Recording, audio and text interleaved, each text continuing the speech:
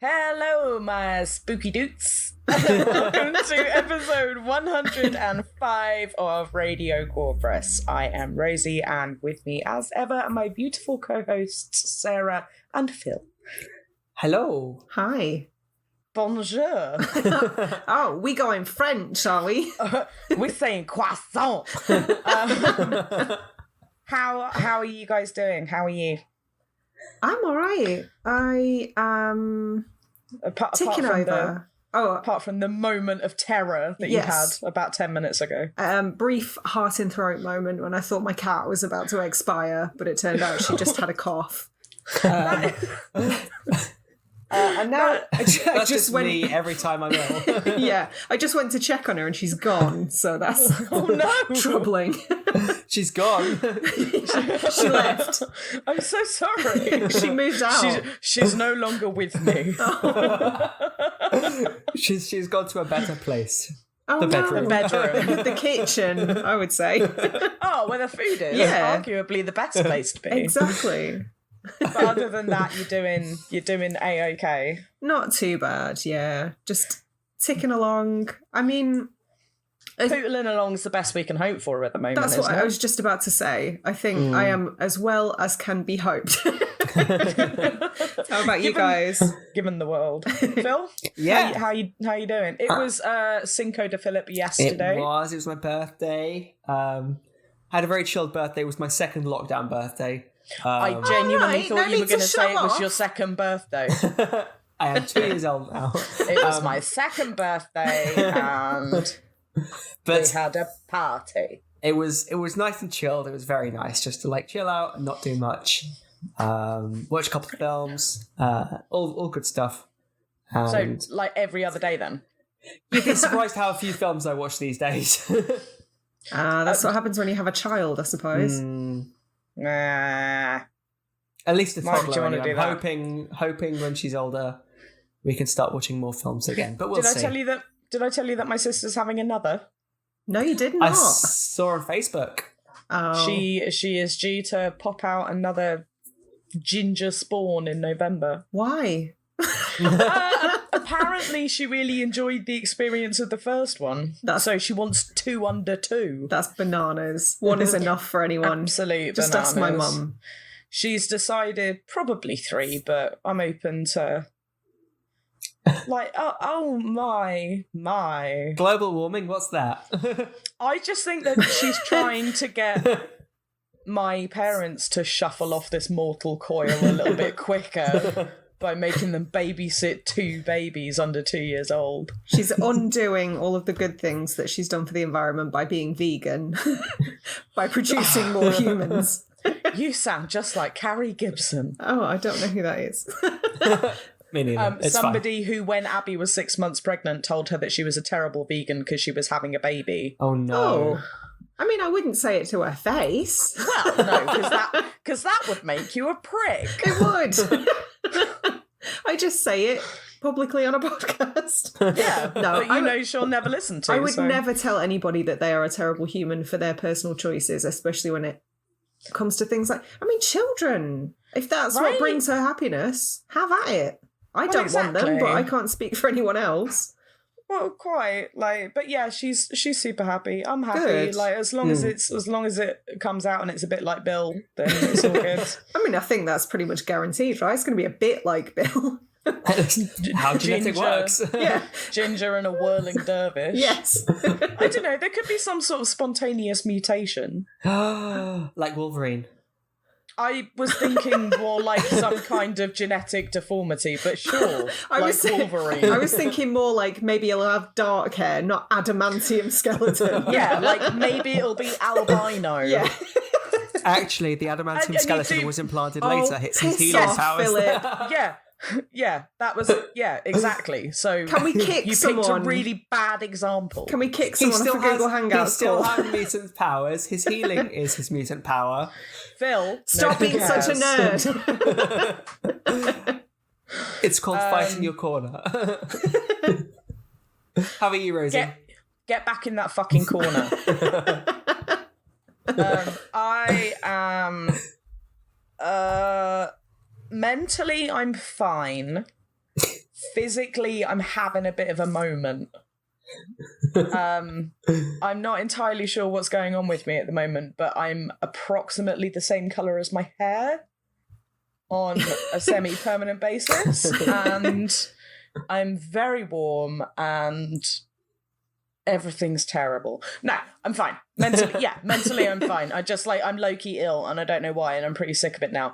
And I've been consistently low-key ill since I've had my first vaccination. Oh. And I'm hoping that it's not related. And I don't see how it could be related. How long unless has it it's been now? Since the beginning of March. Oh no, you'd know now. But I've had like constant tonsillitis and temperatures and headaches and coughs, and it's just getting a bit much. I'm done with it. I don't blame you. I think stress has a lot to answer for at the moment. Yeah, it's been a really weird time. It's been a very weird time. Yeah, that wasn't like a personal jab or anything. I mean, like, you know, on an international scale. Yeah. I completely agree with you. Like, it's been building up as well, you know? Yeah. It's not like it's dissipating at all. And if anything, I'm feeling a little more anxious at the concept of the world like reopening and being able to go out and see people again. Yeah, tell me about it.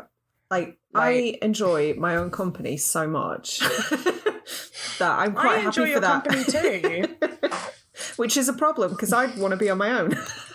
I'm kidding. No. Dude. I love you and I can't wait to hug you, is what I meant to say.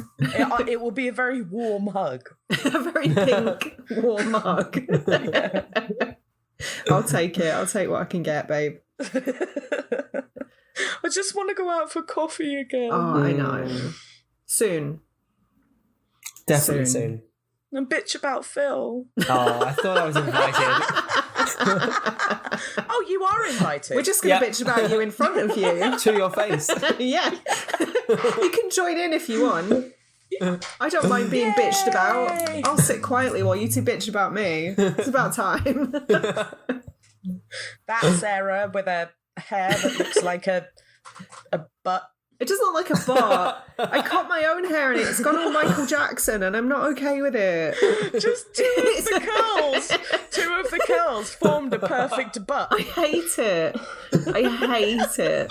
I need a professional to help me out. Just shave it. Can you imagine? Now it looks like it says SOS. Are you alright? It does as well. I need to get a screenshot of this. Tell me I'm wrong. No, it does. Tell me I'm wrong. I've got a screenshot of it. This has already gone to amazing places. Okay, right. I am reining this back in. So we're on. It's about time. Episode 105. Croissant. Interestingly, we're not covering a French film at all. We are covering a British film. But it sounds like it's by a French director. I want to say, yes, he is a French director. Is it Eugène Laurie? Laurie? Yeah. Eugène Laurie, who has... Eugene Laurie. Oh, sure, if you want to be absolutely literal. So Eugene Laurie has also directed films like The Giant Behemoth, Beast from 20,000 Fathoms, and Godzilla Eurotrash in 1977. Godzilla Eurotrash. What? Godzilla the Eurotrash version. What does this mean? I don't know, but I want to find out. Because this could be very confusing for a certain subset of listeners. Because to me, as a 38-year-old English person, I have a very distinct idea of what Eurotrash means, and that was a television show. Yeah, well, I'd like to believe that that's what it is, except it's not from the 90s, it's from 1977, so there's a lot more running around corridors through different doors wearing frilly skirts. Is it Godzilla fighting Lolo Ferrari? Yeah. God rest her soul. Oh, R.I.P. Lolo. Yeah. Oh. Fun. Anyway, so, right. The film that we are covering this week is from 1961. I it's not the first kaiju film because that would be fucking ridiculous. But it's the first, I want to say the first like British kaiju film. Okay. And it's I don't know enough to confirm or deny. Gorgo.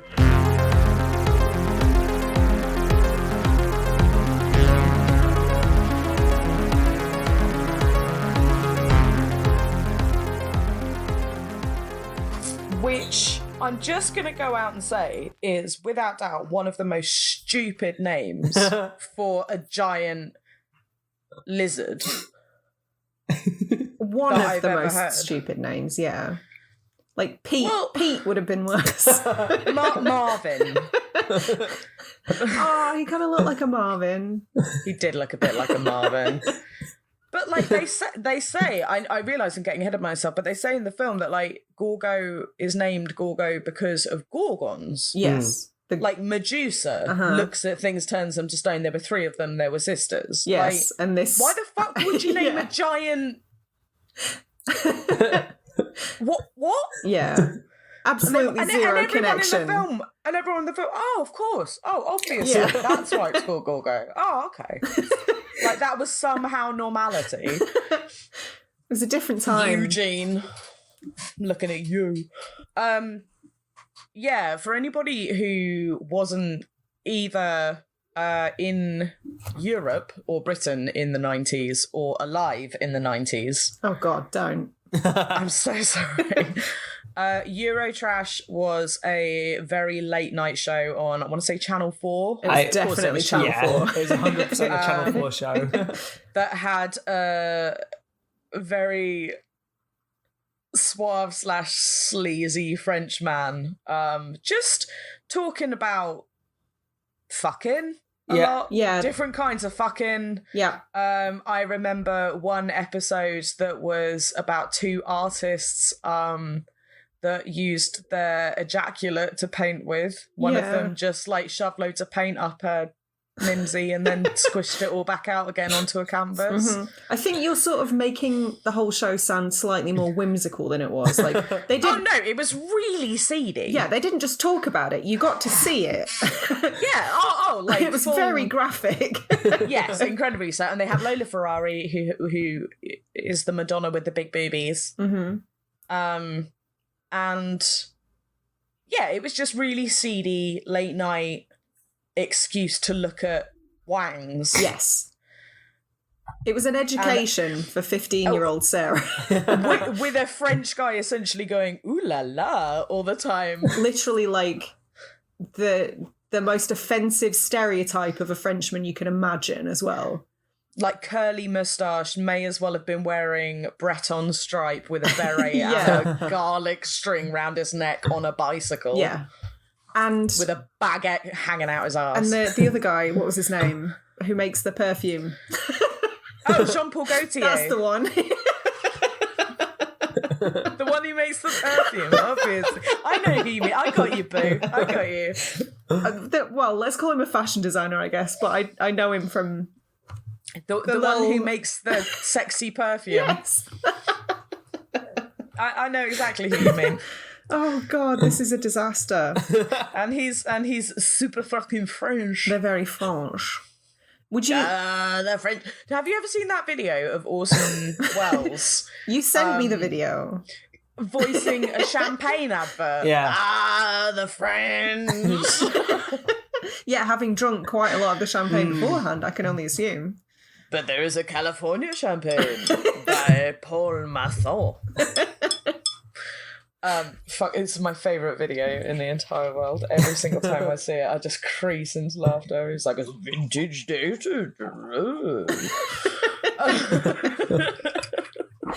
To swing this back to relevancy, I've got. No, I don't want to. Oh, I was going to read the synopsis. I was going to try and be helpful.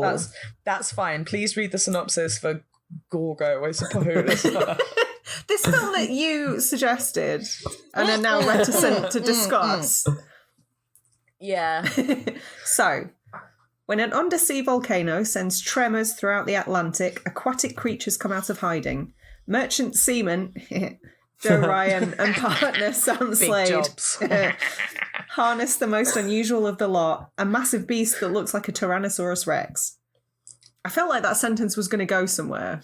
Yeah. But it didn't. The enterprising sailors deliver their quarry to a British circus, but it turns out that the animal is a newborn. And when his much larger mother arrives in London to rescue her son, the city feels her wrath. I mean...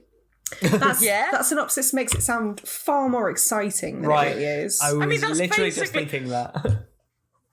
For the most part, it's King Kong, isn't it? Yeah, it's like for saying the tagline is like nothing you've ever seen before. It's basically what if King Kong but Godzilla?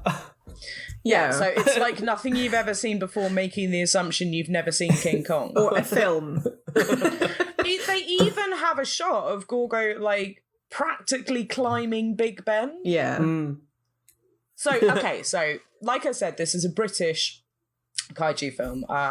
It's set in Ireland and then London. So can I just say Gorgo... straight off the bat, I don't know what it is. Maybe I'm a traitor to my own kind, but British kaiju film just sounds like the most disappointing combination of words straight off the bat. I mean, and you wouldn't necessarily be wrong. I don't know, like, I think 90% of Google users disagree with me, according to the reviews. Do they love it? Yeah. Oh, well, it's a bit of a cult. It's a bit of a cult classic, I think. Yeah.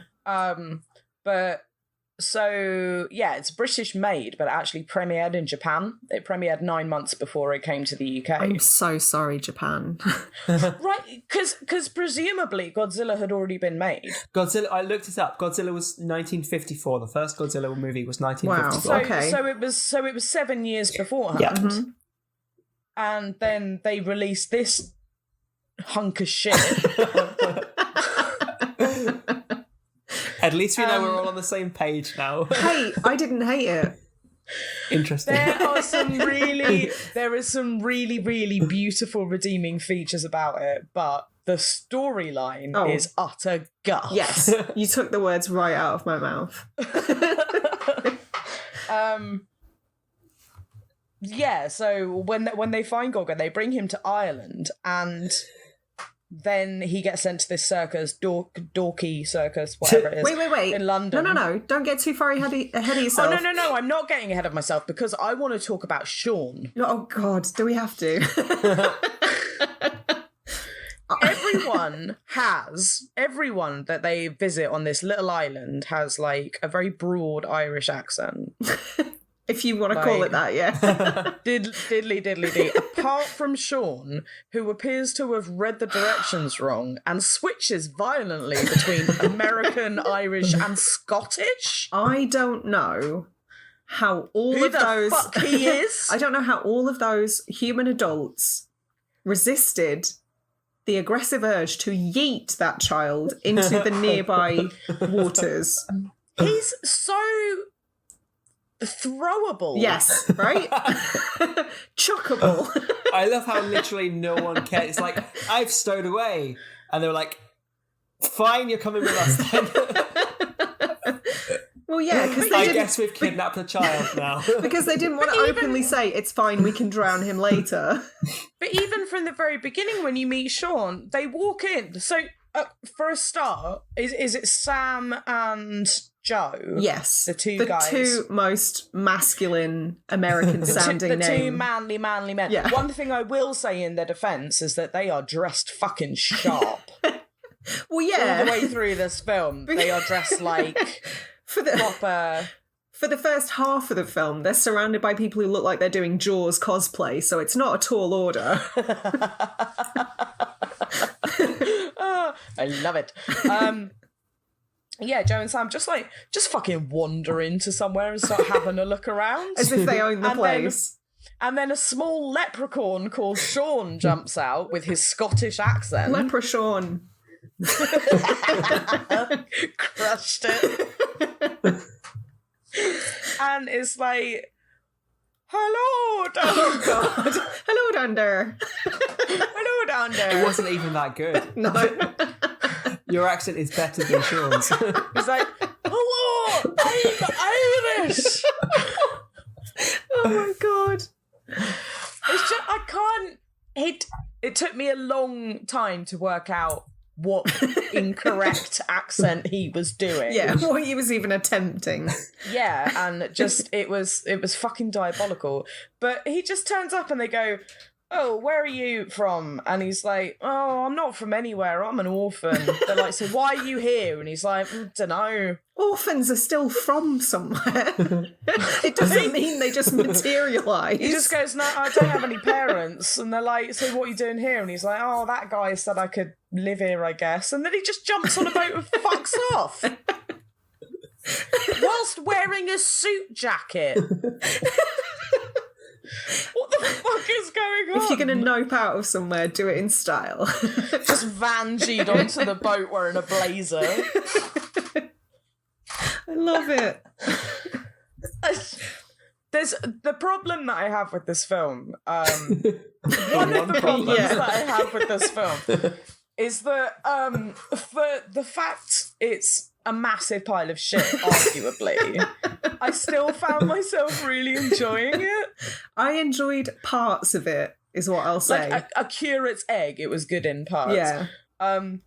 Did you know that this film was considered for an Academy Award for special effects? What was its competition that year? I don't know. Oh my god. And I've been thinking about this. This has been heavy on my noggin. Because Gorgo and Gorgo's mother are clearly the same puppet, right? They are. No. They've made the other model smaller, right? Fuck off. You are ruining the illusion right now. I'm very red and I'm very poorly. Go away. But Gorgo looks not like a Tyrannosaurus Rex. Really awful. Really, really like disappointing, fake, just like a kid's toy. Looks just nothingy.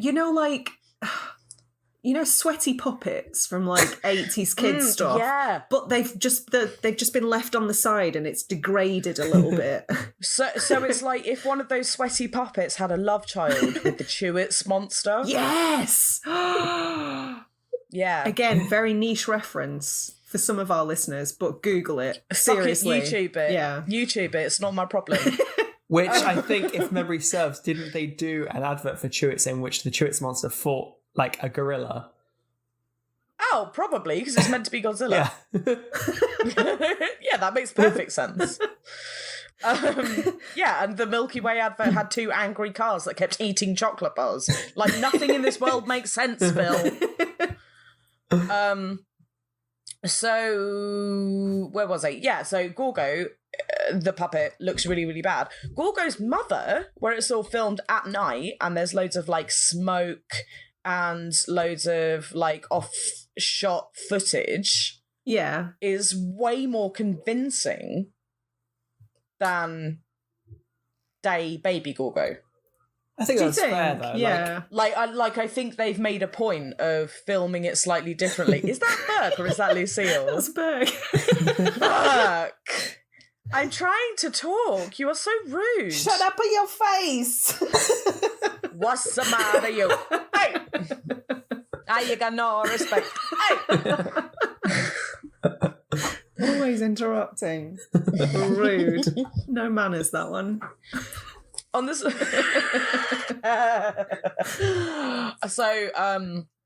I've been spending quite a lot of time looking at jokes by kids on Twitter. Oh no, that sounds awful.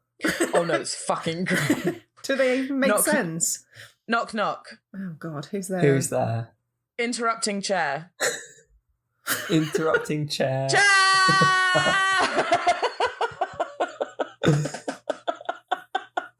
I mean, I don't know what I expected. So it's fucking great. It's the best Twitter. Please check it out. It's my favourite. That's where what do you call a spider wearing a suit? Oh no. Business legs. No. There are words for how much I dislike that. Make it stop. I love every single second of it. I will never stop. I'm going to send you every tweet they post from now on. So, yes. Academy Award for special effects. But what won that year? I want to know what its competition was, because if this was the They'll do only, the Google. like maybe in Yeah, I feel 1961, like this was the only film that contained any special effects, and 1961 Academy Award winner for special effects. It's got a it did say it was considered for. It doesn't even say it was nominated. Although I think this is probably a good time to actually talk about the effects then in that case. And Yeah, agreed. To me, some of the effects are the movie's saving grace. Like, Yeah, firstly, such as the ones that worked are quite entertaining. The ones that failed spectacularly are still quite entertaining because they look Right? so bad. So, like, for example, when Baby Gorgo turns up on the island and they're throwing, like, flaming torches at him, Yeah. it's literally just somebody flicking lit matches Yeah. at a puppet. And I kind of love that level of moxie. I think I did try to do a little bit of digging, and I didn't come up with a great deal. But apparently, some of the effects were in camera. I read somewhere that interesting. Okay. I read somewhere they used like a slow motion camera. Yeah, Every scene in this film was considered for slow motion. generally when you're it's how miniatures work. When you're shooting with Okay. miniatures, like even to this day, when you're shooting with miniatures or things that are meant to be bigger than they actually are in real life, Mm-hmm. you need to shoot at a higher frame rate in order to slow it down to give it the sense of Right. weight that it has in real life. Like there's a really good example of it when in Independence Day, when the White House gets destroyed. Okay. If you look at Do not tell me that's not the real White House. sorry to disappoint, but like you actually see the original. It happens. It's over in a second, but because the whole thing in the film is a lot bigger, they have to slow down the footage in order to give the sense of weight that it actually has in real life. See, I always kind of made the assumption that those kind of effects were done after the fact. I didn't realise it was like a whole special camera, because I read also that was one of the things that kind of skyrocketed the budget for this movie. Yeah. That doesn't surprise me at all, No. because looking at the rest of the film, the budget is null. Well, because obviously you're shooting on film as well, so obviously more frames means more film. So not only is it a special camera, you're getting more films to actually record the frames on because you're shooting at a higher frame rate. I mean, it seems like what Larry did was write a list of all the different techniques that he could and just crowbar them all into the film. Yeah. So there's like there's a certain amount, I think there's like a certain amount of tilt shift going on in there. He's got stop motion, and just there's so many. It doesn't surprise me that it was considered for a special effects award. Yeah, because they did a when little he bit of used everything. So many different special effects. Yeah. Yeah. There are also examples of And no gore at all. Mm. no. There are examples of kind of what would have become green screen as well.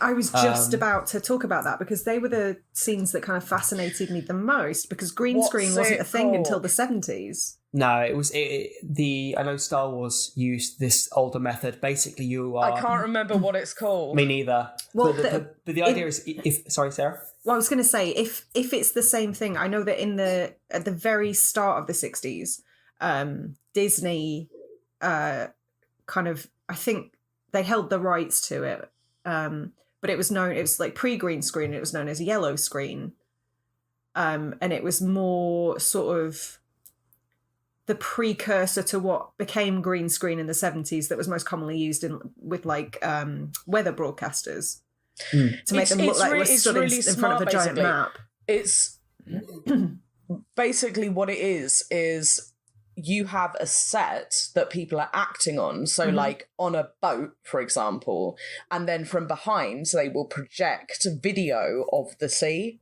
Yeah, that's another way of doing it. There is still, that's 100% they use that as well. You can always tell because the background's slightly washed out in comparison to the foreground, because obviously there's a layer of abstraction between the film and the film of the film. But Yeah, like and they basically have an incredibly thin set in terms of depth, where they'll have like a boat and it's in a little pool of water, so there's still water around the boat, but then the bit behind will be like video footage of the sea. Yeah, That's almost, projected onto it. So they're it's doing not, it sort of live rather than in post. Yeah, so, like an so in-camera rather than thing. imposing it afterwards, it's done in the moment and it's filmed as is. Yeah, and you can tell as well because there's sort of like, I don't know if it's to do with artifacts, but the people in the foreground sort of have like this slight halo The around lighting's them. slightly different. I think there genuinely is like a example of kind of chroma key or the kind of green screen effect, as it were. I know that was possible at that time because that's how they did Star Wars. Okay. Because a lot of the spaceships were miniatures and they'd shoot them. There's I can't remember, I don't know the exact technique, but effectively what you're doing is you're creating two sets of film. One which is your like background plate of the basic footage, and then another one which is black and white, which determines what is let through and what isn't. Okay. Oh, cool. I don't know the exact kind of methodology behind it, but it That's struck Do you know me. what? That projection thing's really going to annoy me, what it's called, because it's so simple as well. Yeah. It's literally like in-screen projection or something, and I can't... But the Anyway, giveaway is so- almost things like looking at people's hair, because if you are trying to key someone out, like do chroma key of and remove someone from a shot, there's always, like you say, Sarah, like artifacts around the hair, because the camera doesn't have the clarity, the detail to pick out hair effectively, so it always looks a bit odd, it always looks a bit funky. Okay, so what I found basically is an article on projectorscreenstore.com, and it says early days of the green screen, Disney yellow. And it says sodium vapors were used in some filming during the 60s and 70s to create an intense yellow screen with an extremely specific wavelength, which made the substitution of a background much simpler. The camera for these films had a custom prism that would split the image it received and strip away the yellow, so the filmed action could be easily placed over an entire background. That's clever. That's really clever. I don't think they used that in this film. No, I don't. That was the one I was thinking of. That's a really smart, like, precursor to green screen, though. Yeah. That's levels of, like, theatre lights used to be lumps of limestone that were heated up. Yeah. Because they maintained, like, they glowed for longer, and that's where you get, like, limelight and stuff like that from. Oh, interesting. There's actually a real... Sorry. No, carry on. So there's a really interesting bit of trivia. I think it was about Wizard of Oz. One of those films of that era. Basically, when it was made, it pioneered a really cutting edge technique in order to separate people, like actors, from the background in order to transpose them in another place. And it was way, way ahead of its time. But the thing is, they used a specific color mixed with a specific type of cut of prism in the lens, like you've mentioned before, and no one has been able to recreate this since. Oh, how so weird. Even though it was ahead of its time, it would have actually changed the special effects industry, like set it way ahead, because no one was able to recapture that spark. Well, Are you telling me that Dorothy did not, in fact, travel all the way down the yellow brick road to the city of Oz? I don't know what to tell you, Rosie. But Oz is real, can right? you just lie? Just for once. Yeah, Oz is real. Oz is real. Apart from the wizard, he's not real. He's just a dude. I mean, behind a curtain. he is real. He is a person. We're all people, Phil. And that is valid. paraphrase, to paraphrase Nightbreed, and the monsters live in Midian. It's all real. Yeah, it's all absolutely real. Yes. But I refuse to believe that there was any sort of matte painting going on within that film. No. Because there's no way that half of it can be fake and I can still be as terrified of the Wheelers as I am. No, you're thinking of That's Return to Oz. I mean, yeah. What's your point? They're still terrifying. Return to Oz was such a weird the one. The flying monkeys. Yeah, they were scary as fuck. Fuck those guys. They were also real. I'm sorry. Oh, do you know what else can get fucked? Oh, God. In the entirety of this film, there is about a 5-minute, maybe even less, section where 2 women get to have dialogue, and in the rest of the film, no women get any dialogue. They're just like running around in the background, screaming and fannying about. I think it's even less than that. It's literally 2 female characters like get a couple dialogue. of lines. I am willing to give them the benefit of the doubt that wasn't entirely intentional, but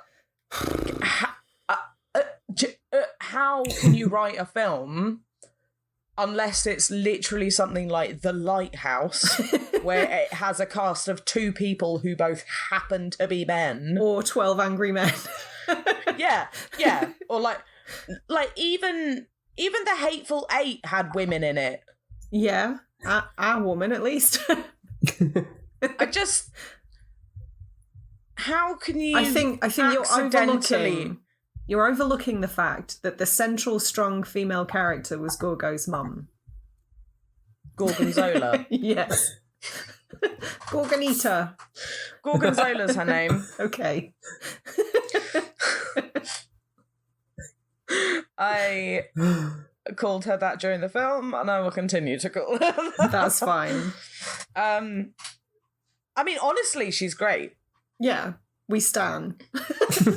we stand Gorgonzola. We stand a protective mother. Yeah. Yeah, fuck yeah. And protective mother who takes no shit and is willing to not only traipse up the Thames, and have you seen the sort of shit that's in the Thames? Wreck up Big Ben. Oh, utterly fucking wrecked. Like, rampaged the shit out of it. And for some reason, like, they start off with guns, which Larry didn't want in the film. He didn't want any military shots in the film at all. And then they were like, nope, we want guns. And he was like, fucking fine then, I guess. You can have guns. And then they use fire, and that didn't stop them. And then they use, like, atomic warheads or something, and that didn't stop her. So their last line of defense, they're like ride or die, were nets. Foolproof. What's your problem? Nets in the water. That'll stop her. She'll be befuddled. Yeah, I don't see a problem. She's got superhuman strength. All of my notes. That's a giant fucking lizard lord. All of my notes are really strange. The film's really strange. Yeah, but one that I did make, just to deviate away from that a little bit. Obviously, London is very, very central to this movie. They did consider setting it in a couple of different places before landing on London. Yeah. And one thing I find fucking hilarious is that apparently at one point they were talking about setting it in Australia, and they were just like, nah, audiences won't give a shit if Australia's destroyed. Like, that's where all the convicts go. Sick burn Australia. What the fuck? Oh no. That's so harsh. They also said that they thought about setting it in Paris. I mean, to be fair, just quickly, you couldn't set it in Australia because a kangaroo, like a henge kangaroo, would be the shit out of both of them. Yeah, absolutely. Gorgo's mum would perhaps be the least dangerous thing in Australia. Yeah, for sure. Absolutely. They wanted to set it in Paris, but then they realised that Gorgo's mother would have to travel like over 100 meters like up the Seine in order to even get to Paris. Like, what was it, like 10 miles or 100 miles or so? Yeah, fuck it, 100 miles to even like get into Paris. And they were like, maybe not. Has Gorgo's mum ever heard of the Eurostar? Is all I'm going to say. Right. I've been to Paris. I've been very lucky, and I've been to Paris. And I went to Paris with my parents and my partner at the time. And my parents planned the trip, which gives you some insight into how that went. Fun. Because we got a ferry to Calais, and then we got a bus to Paris. How long did that take? When was this?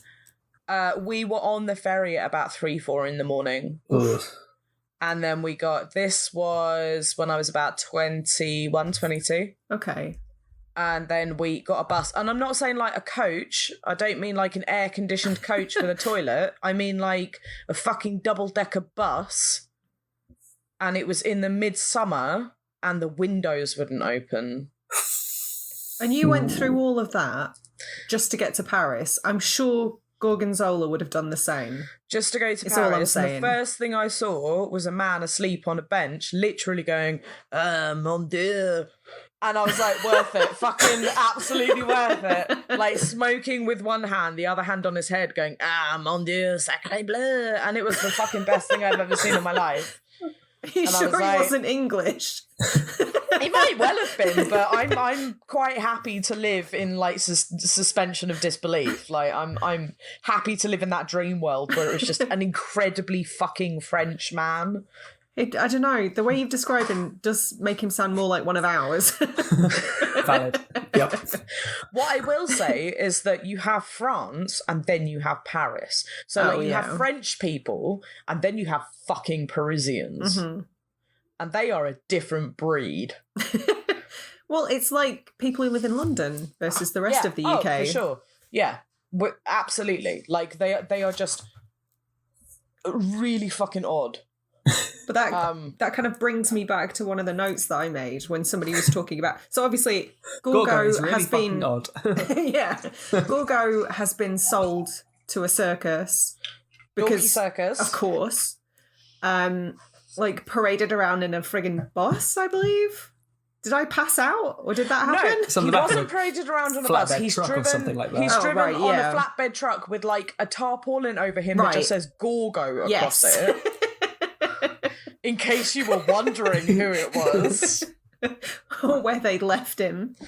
So what, he's got a name tag? In case he forgets where he is. If found, please return to. It's in the back of his To pants. Gorgonzola. But one of the notes that I made... that would have saved all the hassle. One of the notes that I made was just a line that somebody said at one point. I think it was one of the news anchors was just like, Londoners are sceptical. I'm just like, yeah, have you been to London? They're sceptical of everything.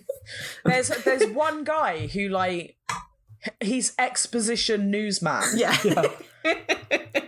And just turns up like green screened on every so often and is like, and now Gorgo's mother has come to collect Gorgo and she's a big fucking lizard and on with the film. Except it's like olden times when everybody had this certain accent that almost sounded a little bit American at times. It's the transatlantic accent. Yeah, they all talk like, kind well, of what like, do you know? And it's just... you'll never take me alive, copper. I've got a so Tommy gun, weird. see? I love it. Like the transatlantic accent was totally fictional. In fact, it was created specifically for film. There's no real like evolutionary basis for it as an accent. No. It was it just created just for film to make an American sound more kind of like authoritative and perhaps more upper class, to bridge that gap between the English and the American. I do not think that there is anything authoritative about a man going, wise guy, I think there is something very authoritative about Sam immediately getting out of the water and while he's still on basically a dinghy sparking up a cigarette. That cut to scene, and he's just like smoking as he's taking off his wetsuit. I'm just like, what? Who even are you? As he's taking off, he's probably got the bends. Yeah. I think that's the same. So I've got a quote down. I wasn't sure what it was about, but I think that was the same scene in which he just goes, "I never want to see it again," and like, yeah, no emotion. Did you see it? Did you see it, Sam? I don't know what I saw, but I never want to see it again. Like no like actual emotion in the line, just straight up delivery. I also no fear. I love that. I think that's the best way to deliver lines. I also really love all the bereft insults. of any emotion. At one point, somebody gets called an egghead. At another point, somebody gets called a little nuthead. Ah, you little nuthead. And it's not even Sean, is it? No. It's a real live man that they call a little nuthead. I did make a couple of notes about Sean. The third Oh, that prick. The third note I made was just, I don't trust that child. I don't, right? He's got a bit of the Damien about him, do you not think? If Damien was unsure of where he came from. If Damien was Irish and could talk to lizards. Yeah. Anyone can talk to lizards. Sorry, could converse with lizards. Yeah, that's a different thing. You make a really good point. Literally anyone can, as long as they can talk, I guess. Yeah. You all right, lizard? If it talks back, you've got a problem. What How doing? do, Liz? What doing, dickhead? Exactly. There Do you you go. fancy some scran? Do you want a little cockroach? Is scran a northern thing? Yes. Oh, Right. Mancunian, almost specifically. In fact, scran is, very much northern. Okay, because I've had this conversation with Dan. He looks at me puzzled quite a lot of the time. As is Grundy's. Grundy's, yeah. Grundy's is northern. I remember the first time I moved down here and I said the word ginnel, and I'm sorry, what? Never heard that word before in my life. I didn't even hear what ginnel. Ginnel. Ginnel. A ginnel. Is that like a measurement of volume? No, it's sort of like an alleyway. What? A I ginnel. thought it was going to be like, like a pint. No, he's taking her up the ginnel. Excuse you? Wow. Goodness gracious. I have never As evidenced, so can also be a euphemism. shocked and appalled. That's not true. You've known me too long. You've definitely been shocked and appalled before. Took her up the ginnel, Sarah. You should be ashamed of yourself. And yet... And yet, here we are. Shoulda, woulda, coulda. I still swear down that, and I know he fucking said it as well, a guy in Withington, I went to a corner shop in Withington, and he looked up from his newspaper and went, "You're right, murder." And I was like, "Excuse me?" You've told me this before, and I feel like I don't think it's like a northern thing. I think it's a him thing. I think it's a specific to one strange dude thing. Yeah, I think it's a him thing, Yeah. and it was fucking terrifying. Are you sure And he I didn't? can't- You sure he didn't just say like Madeir really weirdly? No, I'm absolutely positive. I've heard northern people before, and he said murder. We're insufferable, aren't we? Oh, absolutely. Just the worst. Oh, also, my other favourite phrase that I wrote down was nuts to that. It's so of its time, isn't it? Which might be my favourite line in any film ever. I'm going to start saying that all the time. I'm nuts to that. Nuts to that. I started saying, beans when I'm rockers. Oh my god. Back to the reporter, Mr. Exposition, the reporter.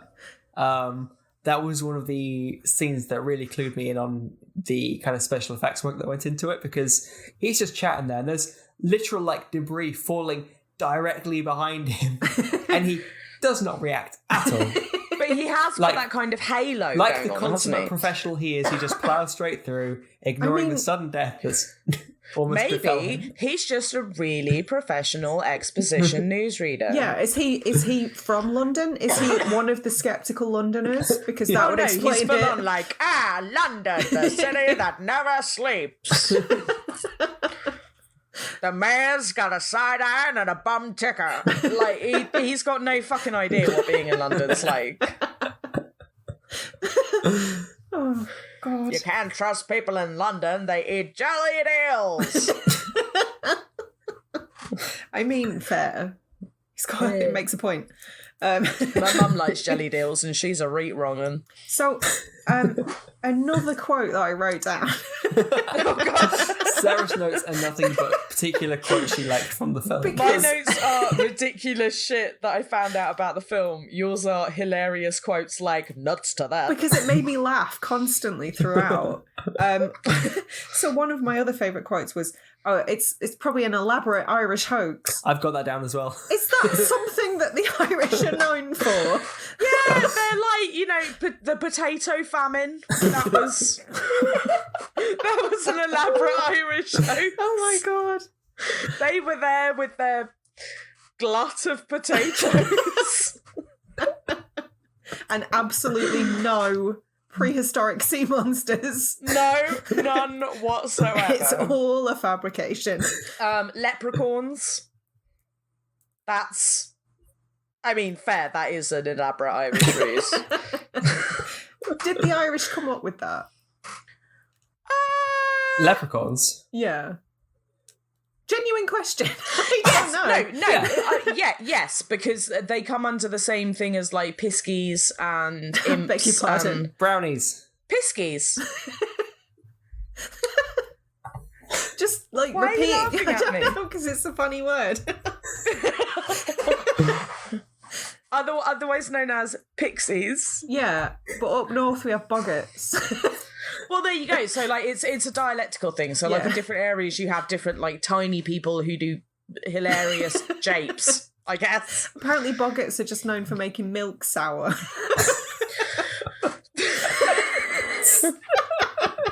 What a fucking superpower. The north is very strange. I'm so sorry. Are they lemons? No. Literally. Are they just lemons? No, boggart is not another name for a lemon. It is now.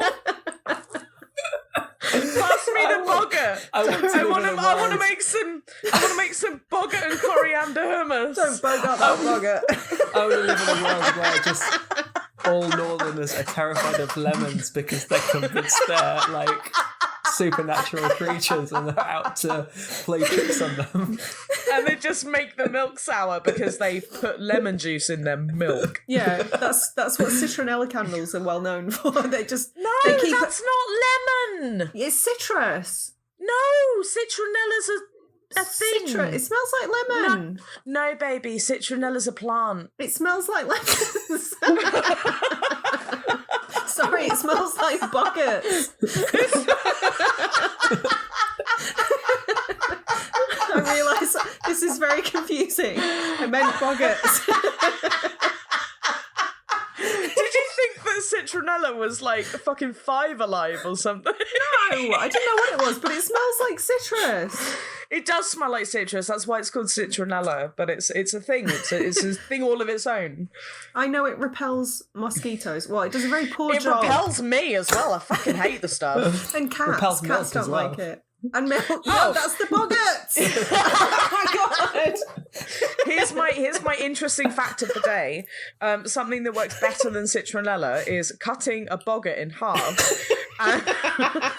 Can I just say, it's just occurred to me, it's like a well-known thing. Well, I don't know, maybe it's not. But in terms of like piskies and whatever else, so the North has, or Lancashire at least, has boggarts. And boggarts are well known for making milk sour. Why the fuck has nobody ever termed that boggart yogurt? That just came to me now. I'm so angry that I've never heard that before. You're making us both die. We're both gonna die, and it's all your fault.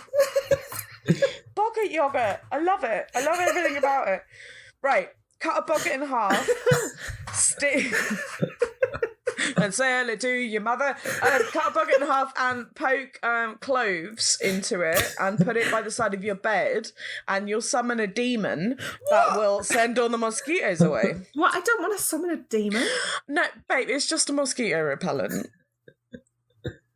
What? The demon is a mosquito repellent. The mosquitoes are like, fuck this, I'm out, see ya.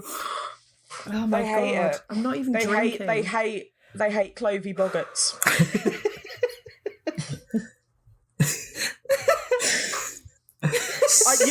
You're gonna get one of these a week, because today I bought in a charity shop the Doctor's Book of Herbal Remedies. Oh god!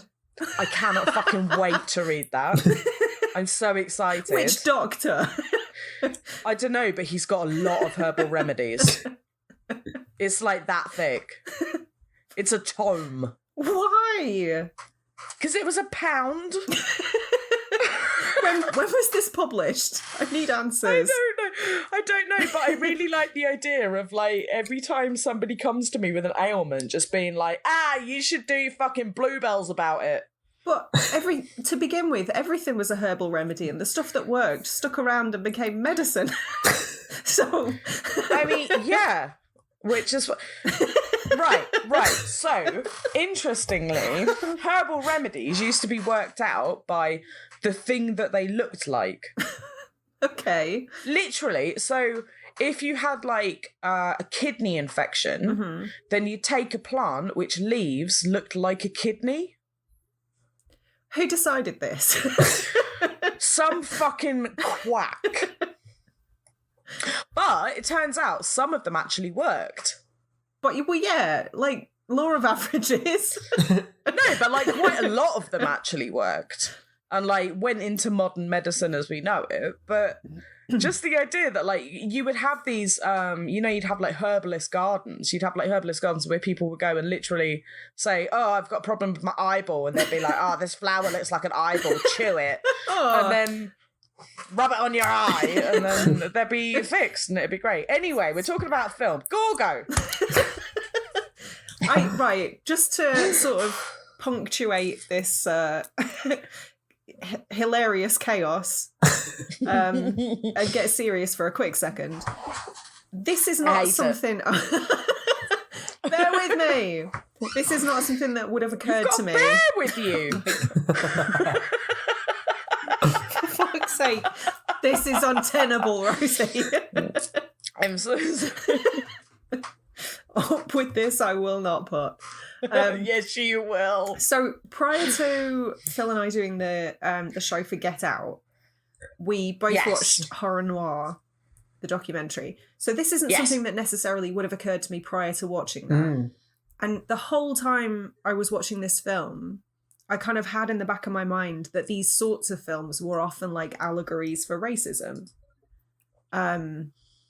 Like things like King Kong and because obviously like the King Kong definitely was in a really kind of on the nose way in a which really was offensive, slightly uncomfortable kind of uncomfortable, very offensive stereotypes. But they kind of reference things like oh god, This Island Earth and like Creature from the Black Lagoon and stuff like that. Like they were all kind of rooted in racism and this fear of other. Yeah. And so that was kind of percolating in the back of my mind. And to be honest, I think if there are any allegories for racism, this is quite a progressive version of that for two reasons. Because they are kind of, yes, you have your stereotypical masculine heroes who, are trying to do the right thing, but they are trying to kill or enslave or commodify this unknown. Yeah, I mean, essentially, they're quite happy to sell it for money. Yeah, obviously, despite being portrayed as the heroes of the piece. But ultimately, obviously, to skip to the end, unlike most of the films of this ilk, the monsters survive. And you never really saw that. And I think that was great. And it made me wonder, like, if this oh God, I can't. I've got a boggart in my throat. Use your words, Stan. You got a lemon in your throat. A boggart. I'm not Will Sasso. But yeah, I feel like I don't know if the racism allegory has any weight to it, but if it does, I feel like it's on the more positive side in terms of representation. It's a tough one, isn't it? Because obviously you don't know how much, particularly when a film is being inspired from previous works, you don't know how much of the original meaning is carried across through the remakes. Yeah, and like watered down each time. Yeah. So I'm gonna potentially be slightly controversial and say that bearing in mind Larry also directed things like The Giant Behemoth Beast from 20,000 Fathoms, and especially because he went on to direct the Eurotrash version of Godzilla, Yeah. I'm not necessarily sure that any sort of racial stereotyping or allegory was present in his thinking when he made this film. That's fine. That's not a controversial opinion. And like I say, I'm it's not- not something that would even have occurred to me had we not covered I don't necessarily think that you're wrong, though. I think it's 50-50 as to whether or not he might have been considering it when he made the film. Yeah. All I'm saying is that sort of, if you were to look at it scientifically, if you like the other films that he's created, it seems like it's unlikely. He just likes making creature features. Yeah. It's hard That's to know, fair. like, because without being kind of familiar with the subgenre, it's hard to know how. Like, I can fully see how something like King Kong is racially motivated, because you've got this savage creature from, you know, deepest, darkest Africa, effectively, and kidnapping white women. You know, the stereotypes are pretty clear. But at the same time, something like Gorgo washes up across the Irish Sea. You know, there's that. It's all based around. It's all local, effectively. Yeah. And I don't know how much of that that xenophobia is carried through with this one, you know, because ultimately, whilst it still is an other, it's still a creature.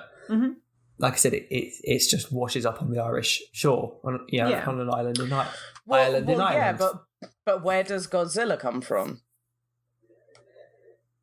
In terms of, is that a genuine question? He comes from the fucking sea, right? Yeah, like he comes from the sea and attacks Japan. Yeah. So I think it's really I think it's really too easy to conflate the two between King Kong and Godzilla, and I think it's even more easy to do it with this film because there are colours of both of them within it. But King Kong, like you were saying, has some very obvious deep racial undertones to it. Godzilla, not so much. Godzilla is more like a fun time fucking lizard shows up and starts beating the shit out of everything. If memory serves, Godzilla came about kind of as a result of fear from it's to do with Hiroshima and Nagasaki. Yeah, absolutely. Godzilla was a direct either embodiment or product of Hiroshima and Nagasaki. So this mutated lizard creature crawling out from the sea and taking its like toll on Japan. Yeah, no, completely agree with you. That's absolutely what the allegory is for that. But it's not racially motivated. Oh yeah, no, and that's kind of my point. Like, it's Gorgo, as much as it follows the storyline of King Kong, is very much not a King Kong character. Yeah. I think that's where my question comes from, though, because it does it sticks to the mold of these types of films quite closely. So by extension, I thought that was worth exploring. I think maybe it's kind of confusing in that way, because you're right, it does follow this like storyline that has in the past been incredibly racially charged. But there's nothing in this film to prove that it follows the same racial stereotypes, even though it follows the same exposition. Yeah, I can appreciate that. I think we're all kind of saying the same thing, to be honest. Like, it was... absolutely. Interestingly... But you're right, it's worth exploring, absolutely. Yeah, I thought it was worth asking the question. Interestingly, the Eurotrash version of Godzilla, the 1977 one... I kind of want to watch it. Well, he's credited as a director on the piece. He's not the director. No. Right. The primary director credited for that is Luigi Cozzi, who directed Contamination. Oh my god. Which obviously, if you guys listening haven't checked that show out, Rosie and Phil talked about it very recently, so do go back. Contamination being the Italian ripoff of Alien. It's a film. It's definitely a film. It's a film that I'm not quite sure why I've seen so many times. Like, I must have seen it about 4 times by now, and I can't... You've seen Drainiac about 17 times. There's no accounting yeah, for but taste. that's a tour de force. Like, that's fucking incredible. I have a yearly watch of Drainiac. I don't know... Like, what's your point? But... contamination. I like to think it's a seasonal rewatch as well. While everybody else is tuning into the Queen's speech, you're there on Christmas Day going, well, I've eaten my Christmas dinner. It's Drainiac time, boys. It's time to watch Mr. Plummer the Exorcist turn up. Mr. Plummer. Oh, you're a plumber. No, I'm an exorcist. Oh, okay. We need one of those as well. Well, I'm going to be honest, guys, and say that is sort of the end of my notes as far as Gorgo and his lovely mother are concerned. It's the end of my notes as well, and honestly, I'm really glad that we ended on a bit of a sort of serious note, talking about the potential allegories surrounding the film as well. It's a shame that I don't think there is one necessarily. No, I think you're probably right. Yeah. I think it was a good question that needed to be asked, so absolutely kudos to you for that. What I will say in order to wrap up is that Gorgo is not a film that you should watch if you necessarily want to see anything cerebral. It is absolutely one of those Sunday morning have on in the background, coffee, pastries, having a chat, maybe reading a paper. That's the kind of thing that's playing, and you dip into it every so often. And it doesn't really matter if you keep up with the storyline or not, because we all know what the storyline is, really. Even if the characters don't at times. I mean, they don't seem to have a fucking clue. Having said that, and having said again, like the storyline is absolutely fucking horseshit. Like I've got a little bit of a soft spot for it, I have to admit. I didn't hate it. Like you said, it is kind of like a pile of shit.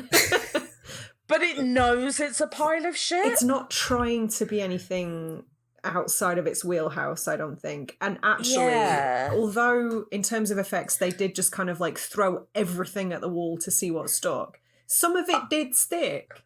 I think what it is that I don't necessarily like it, but I respect it. Yeah. My only regret is that Lil Sean the leprechaun made it to the end. Yeeted into the volcano at the beginning of the film. Phil, what's your closing thoughts? I feel this film has more ambition than it should have. Yeah, I would agree. It wanted to do a lot more. Towards the end, specifically, it felt like it was going for this like balls out crazy assault on London. However, I got just bored of it. Did you? Yeah, well, it felt like it was the same 5 shots just repeated over and over again in like slightly different cropped ways or like reversed or... Okay. Do you think that's because you were watching it in terms of films you have seen previously, which are much more modern, which have much more going on? No, I mean, I think, you know, like the fact that, for example, it was intercut with clearly stock footage, right? Like they had this idea of like, we want the military like to get a fucking involved. cheetah. we like a lion just being like... Also, quick question. What sound did Gorgo make? Because right, okay. At times it sounded like an elephant. Other times it sounded like a tiger. And other times it was a lion. Other times I'm pretty sure it sounded like every circus animal yelling at once.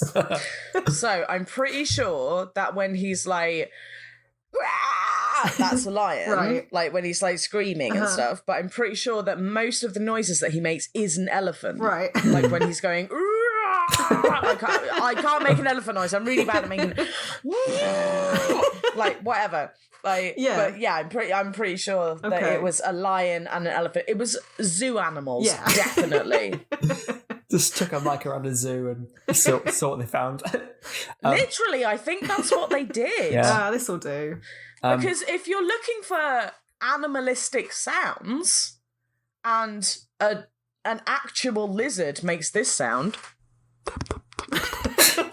then I don't know, I feel like that, but echoey and really, can you imagine really big would be kind of scary. If a lizard can you imagine Godzilla turned up to Japan and just went... Now I can, yes. I've just made a whole new horror film. I think you need... Gorepress Productions. Well, no, we just need to dub existing films. We don't need to go to the trouble of making new ones. It's gonna roar like a lion.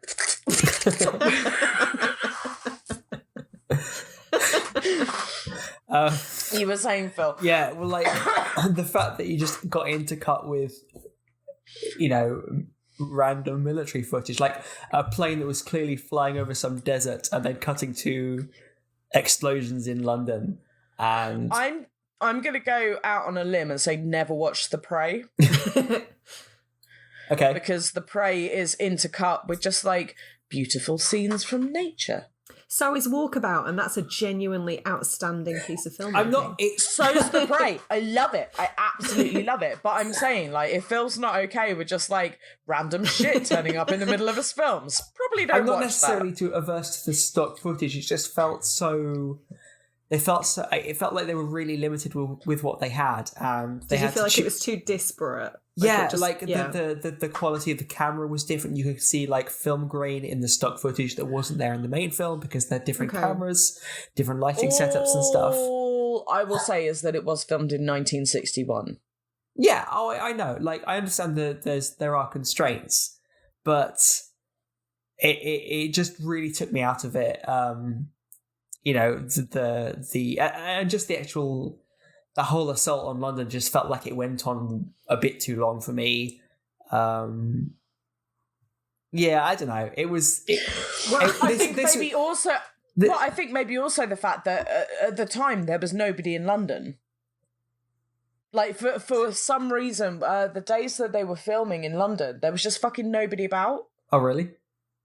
So when they're bringing Gorgo through the city with like the big fucking signs like, oh, it's Gorgo, guys.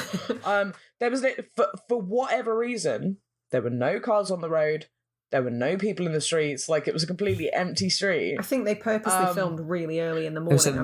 No, they didn't purposely do it.